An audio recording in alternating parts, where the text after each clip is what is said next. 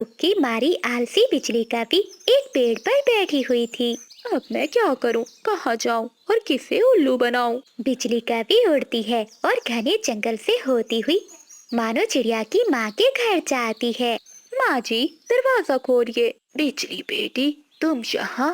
हाँ माँ जी, मैं तो इसी रास्ते से जा रही थी। आपकी बेटी ने मुझे संदेश दिया है कि मेरी माँ से कह देना।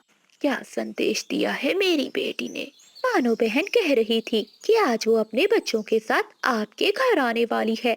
उसके बच्चे जिद कर रहे थे कि नानो उनके लिए मीठे चावल बनाए। क्या सच में मेरे बच्चे आ रहे हैं आज? हाँ हाँ माँ जी, मैं तो बस यही बताने आई थी। अब मैं चलती हूँ। ये सुनकर मानो चिड़िया की माँ बहुत खुश होती है और घर में जाती है। आज मेरी बेटी अपने बच्चों के साथ आ रही है। मीना और गुड्डू को मीठे चावल बहुत पसंद है। उन्होंने ही कहा होगा। उन सब के आने से पहले मैं मीठे चावल बना लेती हूँ। फिर मानो चिड़िया की माँ रसोई में जाती है। वो आग जलाती है और चावल बनाना शुरू करती है। बिजली का भी चिड़िया की माँ के घर से थोड़ी दूर एक पेड़ पर लेट जाती है। जब तक वो बुढ़िया चावल बनाती है, मैं यहाँ आराम कर लेती हूँ। ऐसा कहते हुए बिजली का भी वहाँ सो जाती है। थोड़ी देर बाद चिड़िया की माँ मीठे चावल भी बना लेती है। बिजली कपी की आंख भी खुल जाती है। कितनी स्वादिष्ट खुशबू आ रही है। लगता है बुढ़िया ने मीठे चावल बना लिए हैं। फिर बिजली कपी माँ जी के दरवाजे पर जाकर दस्तक देती है। चिड़िया की माँ दरवाजा खोलती है। क्या हुआ बिजली बेटी? माँ जी, मुझे रास्ते में कबूतर मिला था। वो बता रहा था कि आज मानो चिड़िया अपने बच्चों के साथ नहीं आ पाएगी। उसे आज बहुत जरूरी घर पर काम था। और कबूतर ने कहा, मानो चिड़िया और बच्चे कह रहे थे कि अगर माँ जी ने चावल बना लिए हैं तो मैं जाते हुए ले जाऊं। अच्छा बेटी, चावल तो बन गए हैं, मैं अभी लाकर देती हूँ। फिर बूढ़ी माँ जी रसोई में जाती है और एक डिब्बे में चावल पैक करके बिजली कपी को दे देती है। बेटी, ध्यान से लेकर जाना चावल। माँ जी, आप चिंता नहीं करें, मैं ध्यान से ही लेकर जाऊंगी चावल। फिर बिजली कपी वो चावल लेकर वहाँ से चली जाती है।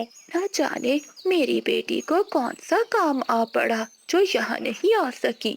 कहीं वो किसी मुसीबत में तो नहीं। तोते के पास जाती हूँ, उसके पास तो टेलीफोन है। अपनी बेटी से बात कर लेती हूँ। ऐसे कहते हुए मानो चिड़िया की माँ तोते के पास जाती है। तोते बेटे, मेरी बात करवाना मेरी बेटी से। फिर चीकू तोता माँ जी को नंबर मिला देता है। बेटी, तुम ठीक तो हो ना? और आज तुम आ क्यों नहीं पाई? माँ जी, मैं तो ठीक हूँ। और आपसे किसने कहा कि मैं आज आपके पास आने वाली थी? बेटी, ये तुम क्या कह रही हो? अभी थोड़ी देर पहले बिजली कभी आई थी। वो मुझसे मीठे चावल बनवा कर ले गई है और कहा कि तुम मांग रही हो। माँ जी, उस कवि ने झूठ बोलकर आपसे चावल लिए होंगे। माँ जी, मैंने आपसे कितनी बार कहा है कि कौवों का विश्वास मत किया करें। तो इसका मतलब है उस काली कपी ने मुझे उल्लू बनाया। मैं भी उससे बदला जरूर लूंगी। ऐसे ही कुछ दिन गुजर जाते हैं। एक दिन चिड़िया की माँ एक डिब्बा लिए अपने घर से निकलती है। रास्ते में उसे बिजली कपी मिल जाती है। बिजली बेटी, बहुत मजाक करती हो तुम। उस दिन भी मजाक मजाक में तुमने मुझसे मीठे चावल बनवा कर खा लिए। ये सुनकर बिजली कपी हंसने लगती है। माँ जी, सच में वो चावल बहुत मजे के थे। माँ जी, इस डिब्बे में क्या है? बेटी, इस डिब्बे में देसी घी के लड्डू हैं। ये मैं अपनी बेटी के लिए लेकर जा रही हूँ, लेकिन अब बहुत थक चुकी हूँ। बेटी, क्या तुम ये लड्डू मेरी बेटी तक पहुँचा दोगी? माँ जी, नेकी और पूछ पूछ, ये कौन सा बड़ा काम है? आप आराम से घर जाएं। मैं अभी ये लड्डू ले जाकर आपकी बेटी को दे देती हूँ। बिजली कपी बूढ़ी माँ जी से वो डिब्बा लेती है और वहाँ से चली जाती है। मानो चिड़िया की माँ चुप करके अपने घर लौट आती है। कभी, काली कभी, तुझे तो अब मजा आएगा। बिजली कपी नदी के किनारे बैठकर वो मजे मजे से सारे लड्डू खा लेती है। लेकिन बिजली कपी ये नहीं जानती थी कि चिड़िया की माँ ने उन लड्डुओं में पेट दर्द करने की दवा मिलाई है। मेरा पेट, मेरे पेट में बहुत दर्द हो रहा है। बिजली का भी रोने लगती है और रोते हुए चिड़िया की माँ के पास जाती है। माँ जी, जल्दी से दरवाजा खोलो। क्या हुआ बेटी? माँ जी, लड्डू में क्या था? जब से खाए हैं मेरे पेट में बहुत दर्द हो रहा है। तो क्या वो सारे लड्डू तुमने खा लिए हैं? माफ करना माँ जी, मुझसे रहा नहीं गया, वो सारे लड्डू मैंने खा लिए। लालची कभी, मुझे मालूम था वो लड्डू तुम ही खा जाओगी, इसलिए तो मैंने उसमें पेट दर्द करने की दवा मिलाई थी। ये सुनते ही बिजली का भी रोने लगती है और भागते हुए शौचालय की तरफ जाती है। चिड़िया की माँ बूढ़ी जरूर थी, लेकिन उसने कपी को सजा बहुत अच्छी दी थी। बादल जी, बहुत भूख लगी है, चलो जंगल चलकर किसी पक्षी को उल्लू बनाकर अपना पेट भरते हैं। बिजली, कल मैंने नदी के पास देखा था, एक तोता समोसे बेच रहा था। चलो आज हम उसी तोते के पास जाते हैं। फिर कपा और कपी उड़ते हैं और वो सीधे तोते के समोसों के ठेले पर जाते हैं।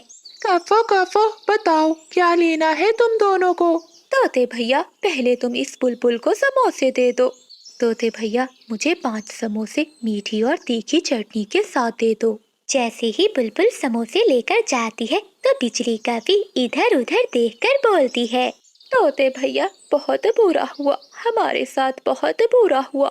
हम पति पत्नी दूसरे जंगल से लौट रहे थे कि एक उल्लू ने हमें रास्ते में रोककर हमारा सारा सामान लूट लिया। ये तो बहुत बुरा किया किसी ने आपके साथ। तोते भैया, जहाँ बुरे पक्षी रहते हैं वहाँ तुम जैसे अच्छे पक्षी भी तो रहते हैं। तोते तोते भैया, भूखे हैं, बहुत भूख लगी हुई है, हमें एक एक समोसा ही दे दो। हम गरीबों का पेट भर जाएगा तो आगे का सफर करने में मुश्किल नहीं होगी। तोते को उन कपों पर दया आ जाती है और वो उन दोनों को एक एक समोसा दे देता है। बहुत स्वादिष्ट। तोते भैया, तुम बहुत अच्छे हो। ऐसे तोते को उल्लू बनाकर वो पति पत्नी पेट भरकर समोसे खाते हैं और फिर अपने घर वापस चले जाते हैं। दूसरे दिन वो पति पत्नी फिर से अपने घर से निकलते हैं। वो दोनों नदी पर बैठकर सलाह करते हैं। बादल जी, आज तो मेरा जलेबी खाने का बहुत मन है। बिजली, बड़े पेड़ के नीचे चिड़िया जलेबियां बेचती है, लेकिन उसे उल्लू बनाना थोड़ा मुश्किल है। तुम चलो मेरे साथ, मुझे भी बिजली कहते हैं, मैं कोई ना कोई तरीका तो निकाल ही लूंगी। फिर बिजली कवि और बादल कव्वा उड़ते हैं और वो सीधे चिड़िया के पास जाते हैं। बिजली कवि वहाँ जाकर रोने लग जाती है। चिड़िया, मेरी प्यारी बहन चिड़िया, मेरी माँ बहुत बीमार है। डॉक्टर ने बताया है अगर शाम तक मेरी माँ को जलेबियाँ ना खिलाई तो मेरी माँ मर जाएगी।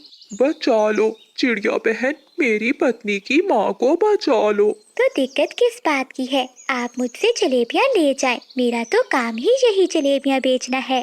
चिड़िया, मेरी प्यारी बहन चिड़िया, एक दिक्कत है, हमारे पास पैसे नहीं है। रास्ते में आते हुए पहाड़ों के पास एक उल्लू ने हमें लूट लिया है।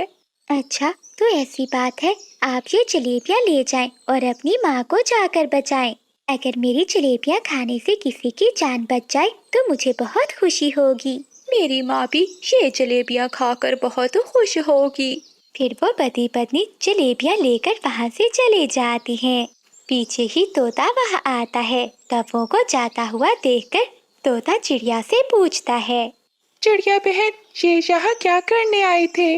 बहुत मजबूर थे ये कौवे, बेचारे जलेबियाँ लेने आए थे, लेकिन रास्ते में पहाड़ों के पास उल्लू ने लूट लिया, ऐसा ही है ना? हाँ हाँ तोते भैया, ऐसा ही है, लेकिन आपको कैसे पता चला? यही बात बोलकर तो ये कौवे कल मुझसे समोसे खाकर गए थे। इसका मतलब ये कौवे फ्रॉड हैं, वो मुझे भी चूना लगा गए। बादल जी, जब मैंने उस चिड़िया से कहा कि अगर मेरी माँ को जलेबियाँ नहीं मिलेंगी तो वो मर जाएगी, वो बेचारी चिड़िया तो सच में रोने लगी। हो, बिजली, मुझे तो हंसी आ रही थी। बादल जी, अब तो हर दिन नए पक्षी को उल्लू बनाकर अपना पेट भरेंगे। अगले दिन वो पति पत्नी चील चाची की दुकान पर जाते हैं।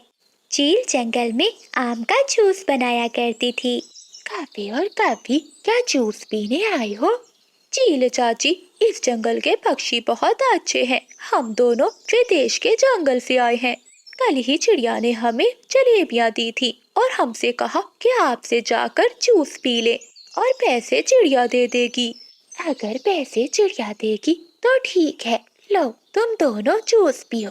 तभी पीछे से मानो चिड़िया और चीकू तोता भी आ जाते हैं। आखिर कब तक तुम ऐसे झूठ बोलते रहोगे? एक न एक दिन तो पकड़े ही जाओगे। कक क्या हुआ चिड़िया? चील चाची, पहले इन्होंने तोते को पागल बनाया और फिर मुझे, और आज आपको चूना लगाने के चक्कर में है ये काफे। धोखा, झूठ, वो भी चील चाची से। बिजली भाग, वरना बहुत पीटेंगे। इससे पहले कि वो भाग पाते, चील चाची उन्हें पकड़ लेती है। वो उन दोनों को मार मार कर उन्हें उल्लू बना देती है। ऐसे उन कपों को पूरे काम की सजा मिलती है। प्यारे दोस्तों, इस कहानी को लाइक, अपने दोस्तों के साथ शेयर करना मत भूलिएगा। आपका धन्यवाद। बिजली कभी अपने घोंसले में बैठी हुई थी कि एक उड़ता हुआ तोता वहां आकर पास वाले पेड़ पर बैठ जाता है। कभी बहन, कैसी हो तुम? लेकिन बिजली कभी तोते का कोई भी जवाब नहीं देती और उसे घूर घूर कर देखने लगती है। कभी बहन, क्या सुन रही हो? लगता है ये बेचारी कभी सुन नहीं सकती, इसलिए तो मेरी किसी भी बात का जवाब नहीं दे रही। फिर चीकू तोता अपनी पोटली खोलता है और उसमें से तिनके निकाल निकाल कर अपना घोंसला बनाने लगता है। एक जोर की आवाज में बिजली कभी बोलती है, ये तुम क्या कर रहे हो? तुम देख ही रही हो, मैं अपना घोंसला बना रहा हूँ। नहीं बनेगा, मोटी चोंच वाले, इस पेड़ पर तुम्हारा घोंसला नहीं बनेगा। मैं किसी भी पक्षी को अपने पास वाले पेड़ पर घोंसला बनाने की इजाजत नहीं देती। तो कभी तुमसे इजाजत कौन मांग रहा है? ये पूरा जंगल ऊपर वाले ने बनाया है, इसलिए इस पूरे जंगल पर सभी पक्षियों का हक है। मैं जहाँ चाहूँ अपना घोंसला बनाऊं, तुम क्यों रोकती हो मुझे? एक बार कह दिया ना कि यहाँ पर घोंसला नहीं बना सकते। अगर लड़ना है तो लड़ो मुझसे। हाँ, और अगर नहीं लड़ना तो अपने तिनके उठाओ और भाग जाओ यहाँ से। नहीं नहीं, मैं रहा छोटा तोता, मैं तुमसे लड़ाई नहीं करना चाहता, मैं जा रहा हूँ। फिर चीकू तोता अपने सारे तिनके इकट्ठे करके वापस से अपनी पोटली में रखता है। कब तक अकेली रहोगी कभी? तुम्हें कभी ना कभी किसी दूसरे की जरूरत तो पड़ेगी, फिर तुम क्या करोगी काली कभी? बिजली कभी ये सुनकर चुप रहती है। बताओ, अब चुप क्यों कर गई हो? जब मुझे जरूरत होगी तो देखा जाएगा, अभी तुम यहाँ से जाओ। फिर चीकू तोता अपनी पोटली उठाता है और वहाँ से चला जाता है। फिर चीकू तोता जंगल की दूसरी तरफ जाता है। वहाँ एक खाली पेड़ देखकर अपनी पोटली रखता है और तिनकों का घोंसला बनाना शुरू करता है। चीकू तोता शाम तक अपना घोंसला बना लेता है। अब मुझे कोई चिंता नहीं है, मैं आराम से अपने नए घोंसले में सो सकता हूँ। चीकू तोता सारा दिन का थका हुआ था, इसलिए वो जल्दी से सो जाता है। अगली सुबह हो जाती है, तोता भी उठ जाता है। तोता जंगल से दाना लेने जाता है। वो उड़ते उड़ते मैदान में पहुंच जाता है। एक जगह पर कुछ गंदम के दाने गिरे हुए थे। तोता वहां जाता है और दाने उठा उठा कर अपनी टोकरी में रखने लगता है। तभी कभी वहां आ जाती है। ये पेड़ भी मेरे, ये जंगल का हिस्सा भी मेरा और ये मैदान भी मेरा, इसलिए इस जमीन पर गिरा हुआ दाना भी मेरा है। काफी, तुमने मुझे घोंसला तो बनाने नहीं दिया, क्या तुम अब मुझे ये दाना भी नहीं लेने दोगी? नहीं लेने दूंगी मैं ये दाना, क्योंकि ये दाना मेरा है। जंगल का कोई भी पक्षी इस ओर नहीं आता। मैंने जंगल के सभी पक्षियों को बता रखा है। तुम नए आए हो, इसलिए तुम्हें ये बात नहीं मालूम। जाओ, अब चले जाओ यहाँ से। फिर चीकू तोता वहाँ से चला जाता है। चीकू तोता जंगल में दूसरी तरफ जाता है। वहाँ कई और पक्षी भी थे। चिड़िया बहन और कबूतर भैया, क्या मैं यहाँ से दाना ले सकता हूँ? हाँ तोते भैया, आप ये दाना ले सकते हैं और यहाँ रह भी सकते हैं। हम सब पक्षी उस कपी के सताए हुए पक्षी हैं। जब उसने हमें जंगल से निकाला तो हम सब यहाँ आकर रहने लगे। चिड़िया बहन, मैंने अपना घोंसला बना लिया है, बस दाना लेने निकला था। तो उस काली कवि ने मुझे वहां से भगा दिया। तोते, तुम यहाँ से दाना ले जाया करो, हम सब ये दाना मिल बांट कर खाते हैं। ऐसे ही कुछ दिन बीत जाते हैं। अब चीकू तोता भी उस जंगल में नहीं जाता था जहाँ बिजली कवि रहती थी। एक दिन बिजली कवि को बहुत तेज बुखार हो जाता है। वो अपने घोंसले में लेट जाती है। वो बुखार से तड़प रही थी, लेकिन कोई भी पक्षी उसके पास नहीं था जो उसकी बात सुनता, जो उसकी मदद करता, क्योंकि कवि तो किसी को भी अपने पास घोंसला नहीं बनाने देती थी। कोई है? कोई तो मेरी मदद करो, मुझे बचा लो। ऐसे मदद के लिए पुकारते पुकारते बिजली कवि अचानक अपने घोंसले से नीचे गिर जाती है और पेड़ के नीचे कांटेदार झाड़ियों में फंस जाती है। बिजली कवि पुकारती पुकारती वहीं मर जाती है। 2-3 दिनों तक वहाँ कोई भी नहीं आता। एक शाम चीकू तोता और मानो चिड़िया दाना लेकर अपने घर की ओर जा रहे थे। तोते भैया, चलिए आज जरा कवि को देख कर आते हैं, वो कैसी है। चिड़िया बहन, छोड़ो, उस कवि के मुंह नहीं लगना चाहता मैं। नहीं चीकू भैया, चलिए एक बार उस कवि से मिल लेते हैं। फिर वो दोनों कवि के घोंसले के पास जाते हैं। बिजली बहन, कहाँ हैं आप? मुझे पता है आप मुझसे प्यार से बात नहीं करती, लेकिन फिर भी मैं तुम्हें देखने आई हूँ। तभी चीकू तोते की नजर नीचे झाड़ियों पर जाती है। चिड़िया बहन, वो देखो नीचे झाड़ियों में। अरे ये कैसे हो गया? ये कवि तो मर गई। न जाने इस बेचारी कवि ने कितनी मदद के लिए पुकारा होगा, लेकिन कोई भी तो नहीं था इस कवि के पास जो इसकी जान बचाता। चिड़िया बहन, बहुत बुरा हुआ, लेकिन इस कवि की आना और घमंड ने इसकी जान ले ली। कई साल पहले एक दुर्घटना में बिजली कवि की एक आंख फूट गई थी। इसलिए बिजली कवि को भोजन लाने में बहुत मुश्किल होती थी। कभी वो पेड़ से टकराकर गिर जाती तो कभी दुश्मनों से बचती हुई अपनी जान बचाती। एक दिन मानो चिड़िया बिजली कवि के पास आती है। बिजली बहन, मैंने 2 अंडे दिए हैं, आप मेरे घर में आकर मेरे अंडों का ध्यान रखें। मैं अपने लिए और आपके लिए दाना ले आऊंगी। चिड़िया, मैं तुम्हारे अंडों का ध्यान बहुत अच्छे से रखूंगी, लेकिन तुम मेरे लिए मीठा फल लेकर आना। ठीक है बिजली बहन, आप मेरे साथ चलिए। फिर बिजली कवि मानो चिड़िया के साथ चली जाती है। बिजली बहन, आप घोंसले में ही बैठना, तब तक मैं आपके लिए मीठा फल ले आती हूँ। ऐसा कहते हुए मानो चिड़िया चली जाती है और बिजली कवि चिड़िया के अंडों की रक्षा करने लगती है। बिजली के लिए मीठा फल तो मिल गया, अब मैं अपने लिए दाना भी ढूंढ लेती हूँ। शाम के बाद मानो चिड़िया घर लौट आती है। वो बिजली के लिए मीठा फल भी लाती है और अपने लिए दाना भी। चिड़िया बहन, तुम्हारा बहुत बहुत धन्यवाद। मैं कई दिनों से भूखी थी, आज पेट भरकर मीठा फल खाऊंगी। इसमें धन्यवाद की कोई बात नहीं बिजली बहन, आपने मेरी मदद की और मैंने आपकी। आप रोज यहाँ आ जाया करना और मेरे अंडों का ध्यान रखना। मैं अपना और आपका भोजन ले आया करूँगी। ऐसे ही कुछ दिन बीत जाते हैं। मानो चिड़िया रोज दाना लेने जाया करती और बिजली कवि चिड़िया के घर में उसके अंडों की रक्षा करती। एक दिन चील वहाँ से गुजर रही थी। वो चिड़िया के घर में आती है। अरे कवि, तुम यहाँ क्या कर रही हो? चील चाची, मेरी एक आँख नहीं है, मुझे भोजन लाने में बहुत दिक्कत होती है, इसलिए मैं चिड़िया के अंडों का ध्यान रख रही हूँ और वो मेरे लिए भोजन लेकर आएगी। इसका मतलब तुम चिड़िया की नौकरानी हो?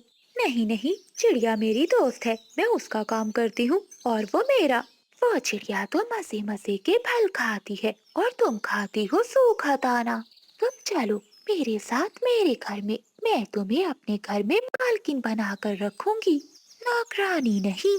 चील की बात सुनकर बिजली कवि के मन में भी लालच आ जाता है। ठीक है चील चाची, तुम जाओ और मुझे सोचने का मौका दो। फिर चील वहाँ से चली जाती है। वैसे चील चाची ने बात तो ठीक कही है, मैं कब तक चिड़िया की नौकरानी बनकर रहूंगी? आज मैं चिड़िया से बात करूंगी। थोड़ी देर बाद मानो चिड़िया भी आ जाती है। आज फिर सूखा दाना, पहले दिन तुम मेरे लिए मीठा फल लाई थी और फिर हर रोज सूखा दाना ही लाती हो। मैं नहीं खाऊंगी ये सूखा दाना, बिजली बहन, जंगल में सूखे का मौसम चल रहा है, इसलिए भोजन की बहुत कमी है। बस बहुत हो गया, अब तुम्हारा और मेरा साथ नहीं चलेगा। कल से मैं नहीं आऊंगी। अब तुम जानो और तुम्हारे ये अंडे। ऐसा कहते हुए बिजली कभी चली जाती है। अगले दिन बिजली कभी चिड़िया के पास नहीं जाती। बड़ी, अगर आज भी काम वाली ना मिली तो मैं तुमसे बात नहीं करूंगी। छोटी, तुम चिंता नहीं करो। समझो, एक नौकरानी मिल गई, एक काफी है, जो हमारे घर के सारे काम करेगी। ऐसा कहते हुए चील अपने घर से निकलती है और वो बिजली कभी के पास जाती है। क्यों भी बिजली, क्या सोचा है तुमने? चील चाची, इसमें सोचने वाली क्या बात है? मैं आपके साथ ही जाऊंगी। अब मैं तुम्हारे घर में जाकर मालकिन बनकर रहूंगी। अब मुझसे और चिड़िया की नौकरी नहीं होगी। ऐसे धोखा देकर चील बिजली कभी को अपने साथ ले जाती है। रास्ते में मानो चिड़िया और तोता बिजली को चील के साथ जाता हुआ देखकर उसे रोकते हैं। क्या हुआ बिजली बहन, आप चील चाची के साथ क्यों जा रही हैं? बस बहुत हो गया, मैंने सोच लिया है, अब मैं चील चाची के साथ ही रहूंगी। वैसे भी चील के पास ढेर सारा भोजन है और मुझे भोजन की कोई भी चिंता नहीं होगी। बिजली, ये तुम गलत कर रही हो, तुम्हें चील के साथ नहीं जाना चाहिए। चुप कर जा मोटी चोंच वाले, तुझसे अब थोड़ी ना बर्दाश्त होगा कि मैं चील के घर मालकिन बनकर रहूं। चलो चील चाची, चलें। फिर चील बिजली कभी को लेकर अपने घर चली जाती है। घर जाकर वो दोनों चील बहनें बिजली कभी के पंख काट देती हैं। शे क्या किया तुम दोनों ने? मेरे पंख क्यों काट दिए? ताकि काली कभी दौड़ कर कहीं जा ना सके और मेरे घर में हमेशा काम करती रहे। छोटी, जो भी काम करवाना है इस कभी से करवा लो। आज से ये हमारी नौकरानी है। हाँ दीदी, चल कभी, अब जल्दी से मेरे रसोई के सारे बर्तन धो दे और फिर पूरे घर में झाड़ू और पोछा भी लगाना है। बिजली कभी तो अब कुछ भी नहीं कर सकती थी। वो रसोई में जाती है और बर्तन धोने लगती है। वो अब कुछ भी नहीं कर सकती थी क्योंकि उसने बहुत अच्छी दोस्त को खो दिया था और अब वो हमेशा हमेशा के लिए चील बहनों की नौकरानी बन गई थी। मानो चिड़िया घर के बाहर नलके पर बैठी गंदे बर्तन धो रही थी। कई बार धोने के बावजूद भी बर्तन के जले हुए निशान नहीं जा रहे थे। ए ऊपर वाले, ये बर्तन साफ क्यों नहीं हो रहे? कितनी बार धो लिए। तभी पीछे से मानो चिड़िया की सौतेली माँ आ जाती है। जब वो बर्तन देखती है तो उसे बहुत गुस्सा आता है। अरे ओ महारानी, कितनी बड़ी हो गई है, अभी तक तुझे बर्तन धोने नहीं आए? जरा देखो तो, ये बर्तन तो वैसे के वैसे ही गंदे हैं। माँ, मैंने ये बर्तन बहुत बार धोया है लेकिन जले का निशान जा ही नहीं रहा। ये सुनते ही चिड़िया की सौतेली माँ उसके पास आती है और उसका जोर से पंख पकड़ लेती है। माँ, छोड़ दीजिए, मैं साफ कर दूंगी, मेरे पंख में बहुत दर्द हो रहा है। ये दर्द मैं तुझे इसलिए दे रही हूँ ताकि तू याद रखे, हर काम ढंग से करना है, न कि बस ऐसे ही पंख चलाने होते हैं। अगर दोबारा ऐसे काम किए तो बहुत बुरा हाल करूँगी मैं तुम्हारा। फिर मानो चिड़िया की सौतेली माँ उसका पंख छोड़ देती है और वहाँ से चली जाती है। मानो चिड़िया वहीं बैठी रोने लगती है। वो फिर से गंदे बर्तन उठाती है और उन्हें रगड़ने लगती है। मैं चाहे जितनी भी कोशिश करूं, लेकिन सबको लगता है कि मैं कुछ भी नहीं कर सकती। शाम हो जाती है। जंगल के पड़ोस में एक दावत होती है। मानो चिड़िया की सौतेली बहन कुछ गुलाब के फूल लेकर मानो चिड़िया के पास आती है। अरे सुन, मुझे इन गुलाब के फूलों का सुंदर सा हार बना कर दो। मुझे शाम के फंक्शन में इन्हीं फूलों से सुंदर गहने पहन कर जाने हैं। लेकिन पारो दीदी, मुझे तो इन फूलों से गहने नहीं बनाने आते। क्या कहा? इतनी बड़ी हो गई और अभी तक तुझे ये फूलों से गहने नहीं बनाने आए? अरे जंगल का हर पक्षी ये काम जानता है। नहीं नहीं पारो दीदी, दरअसल मुझे कभी जरूरत ही नहीं पड़ी। ये सुनते ही मानो चिड़िया की सौतेली बहन भड़क जाती है। वो एक गुलाब के फूल का कांटा तोड़ती है और जोर से मानो चिड़िया के पंख में मारती है। छोड़ दीजिए पारो दीदी, मुझे छोड़ दीजिए, बहुत दर्द हो रहा है। तेरे काम ही ऐसे है कि तुझे बिना मार पीट के कोई काम समझ में नहीं आता। सुना है ना कि लातों के भूत बातों से नहीं मानते, तेरा भी वही हाल है। प्लीज दीदी छोड़ दो मुझे। फिर सौतेली बहन वहाँ से चली जाती है। मानो चिड़िया वहीं बैठी आंसू पोंछती है और जैसे तैसे करके उन गुलाबों के फूलों से गहने बनाने लगती है। माँ, काश आप मुझे अपने साथ ले जाती। अगर ऐसे ही जिंदगी जीनी है तो मुझे ये जिंदगी नहीं चाहिए। कुछ समय बाद मानो चिड़िया का सारा परिवार दावत में पहुंच जाता है। मानो चिड़िया अकेली खड़ी भोजन खा रही थी। तभी उसकी सौतेली बहन 2 पक्षी सहेलियों को लेकर वहाँ आती है। अरे देखो देखो, ये मेरी सौतेली बहन है। अच्छा, ये तुम क्या कह रही हो? देखो तुम कितनी सुंदर लग रही हो और ये तो नौकरानी लग रही है। हाँ हाँ सहेलियों, अगर ये काम ठीक से नहीं करती तो माँ इसे बहुत मारती है। हाँ हाँ पारो सहेली, इसे तो देखकर ही लग रहा है कि इसे रोज डंडे पड़ते होंगे।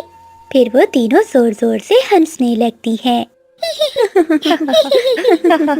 मानो चिड़िया की आंखों में आंसू आ जाते हैं और वो वहाँ से चली जाती है। मानो चिड़िया रसोई में रोटी बना रही थी। तभी उसकी सौतेली माँ वहाँ आ जाती है। अरे कलमोही, अभी तक रोटी नहीं बनी, इतना समय ले रही है। और ये क्या, ये कैसी रोटियां बना रही है? इतनी बार तुझे समझाया है लेकिन तू तो सीखती ही नहीं। ऐसा कहते हुए सौतेली माँ मानो चिड़िया के पास आती है और गरम गरम चिमटा मानो चिड़िया के पंख पर लगा देती है। हाय मैं मर गई। माँ, मेरे पंख छोड़ दो, मेरा पंख जल गया है। मैं अब सही से रोटी बनाऊंगी। नहीं, तुझे ये निशान याद दिलाएगा। तुझे हर काम सही से सीखना होगा, वरना मैं तुझे अच्छे से बताऊंगी कि काम कैसे करना है। चिड़िया की सौतेली माँ वहाँ से चली जाती है। मानो चिड़िया रोने लगती है। उसके मन में तो अब बहुत डर बढ़ जाता है। अगले दिन मानो चिड़िया अपने कमरे में बैठी पेंटिंग बना रही थी। ये चित्र तो कितना सुंदर बन रहा है। अगर मम्मा होती तो देखकर कितनी खुश होती। इतने में मानो चिड़िया की सौतेली माँ वहाँ आ जाती है। हाँ हाँ, सारा दिन यही काम करती रहना, पढ़ाई में तो तेरा ध्यान लगता नहीं, बस मेरे पैसे बर्बाद करती रहती हो। नहीं माँ जी, मैं पढ़ाई भी करती हूँ। मुझे ये चित्र बनाना बहुत पसंद है। चिड़िया की सौतेली माँ गुस्से में आकर उसका बनाया हुआ चित्र फाड़ देती है। फालतू के काम करने से कोई बड़ा नहीं बनता। जा रसोई में जाकर रोटियां बना। तुझे पता है ना कि तेरे इन चित्र से हमारा पेट नहीं भरने वाला। मानो चिड़िया की माँ गुस्से में वहाँ से चली जाती है। मैं जितने भी काम कर लूं, मगर मेरे हर काम में इन्हें कमी नजर आती है। मेरी तो किसी को कोई कदर नहीं है। मेरी माँ कहती थी कि मैं एक दिन बहुत बड़ी चित्रकार बनूंगी। क्या सच में मैं कभी चित्रकार बन पाऊंगी?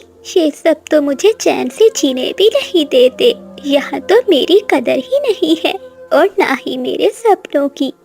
शाम के समय जब मानो चिड़िया की सौतेली माँ उसकी बेटी दोनों खाना खा रही थी तो वो मानो चिड़िया से कहती है, जी माँ जी, ये कैसा खाना बनाया है, जरा देखो तो, दाल में नमक ही नमक है।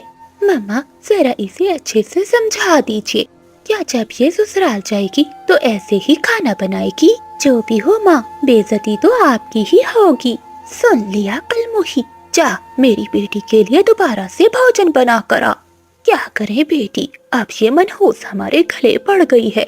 रोती हुई मानो चिड़िया फिर से रसोई में जाती है और खाना बनाने लगती है। अगले दिन मानो चिड़िया का पिता घर लौट आता है। माँ जरा जल्दी आइए, देखिए पिताजी आ गए। बाबा, मैंने आपको फ्रॉक का कहा था, क्या आप लेकर आए हैं? हाँ मेरी बेटी, ये लो अपना फ्रॉक, मैं सब कुछ लाया हूँ जो तुमने कहा था। तभी मानो चिड़िया अपने पिता से कहती है, बाबा मैंने आपको कलर का कहा था, क्या आप वो लेकर आए हैं? ये सुनते ही मानो चिड़िया के पिता को गुस्सा आ जाता है। ये सब बेकार की चीजें हैं, क्या मैं तेरे ऊपर अब अपने पैसे जाया करूं? लेकिन बाबा मुझे कलर करना पसंद है। ये सुनते ही चिड़े को गुस्सा आ जाता है और वो अपनी बेटी के एक जोरदार पंख मारता है। बहुत जुबान चलने लगी है तुम्हारी। तेरी माँ ठीक ही कहती है कि तू कोई काम भी ढंग से नहीं करती, तो बस घर के काम करने पर ध्यान दे। ये सुनकर मानो चिड़िया रोने लगती है। ठीक है पापा, मैं सीख लूंगी। चिड़िया की सौतेली माँ और बहन देखकर मुस्कुराती हैं, लेकिन कुछ भी नहीं कहती।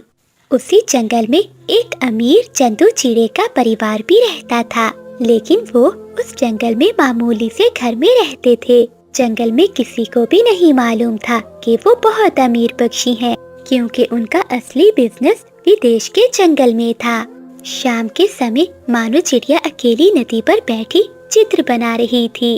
वहीं पेड़ के पास चंदू चिड़ा खड़ा होता है और वो मानो चिड़िया को देख रहा होता है। ये चिड़िया कितनी सुंदर है, हमेशा यहीं आती है और यहीं बैठकर चित्र बनाती है, लेकिन क्यों इतनी सुनसान जगह पर भला कौन अकेला बैठता है? लगता है इसके जीवन में बहुत दुख हैं। कभी कभी तो मैं इसे चुपचाप रोते हुए भी देखा है, ऐसा क्यों होगा?